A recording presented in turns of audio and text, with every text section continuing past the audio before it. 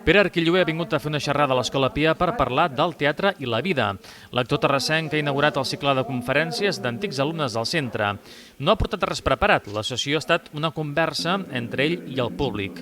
Arquilloé fa tot just 50 anys que va entrar a Can Colapé i ara és un dels actors més reconeguts del país. Quan jo vaig començar no érem tants, ara és molta canalla, molta gent jove que s'hi vol dedicar, les infraestructures són les mateixes, i llavors el que sí que s'ha fet és obrir molt, es fan molts càstings, tant en teatre, que no s'havien fet mai, ara se'n fan, i sobretot pel tema d'imatge, pel tema de televisió i cinema es fan molts càstings.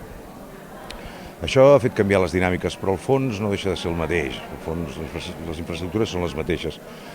Sí que hi ha el Teatre Nacional, però abans hi havia altres teatres que han tancat, per tant continuen sent pràcticament les mateixes. Vull dir que han canviat les maneres, però en el fons és el mateix. Tot i que un dels seus grans salts professionals li va venir de la televisió, protagonitzant la sèrie Comte Arnau, Arquilloé és un actor de teatre i ho segueix sent tot i la proliferació de produccions audiovisuals amb les noves plataformes de streaming. He fet molt audiovisual, he fet molta televisió, he fet molt cinema també, però sempre ha sigut una mica esteroides del que seria el planeta central, que és més el teatre. Sí que m'agrada fer audiovisual, el que passa que avui en dia es fa complex de compartir, de gestionar, de trobar espais. Tinc tant teatre seguit i això que a vegades es fa difícil trobar 3, 4, 5 mesos que puguin tenir entremig per poder fer una cosa audiovisual. Arquilloé està preparant per aquest 2024 una adaptació dels textos d'Eurípides sobre Ifigènia que es podrà veure al Teatre Lliure.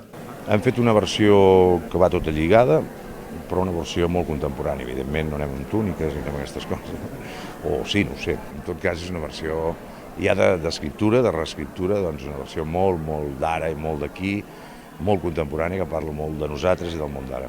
Pere Arquilloé tornarà al teatre principal a finals d'any amb L'adversari.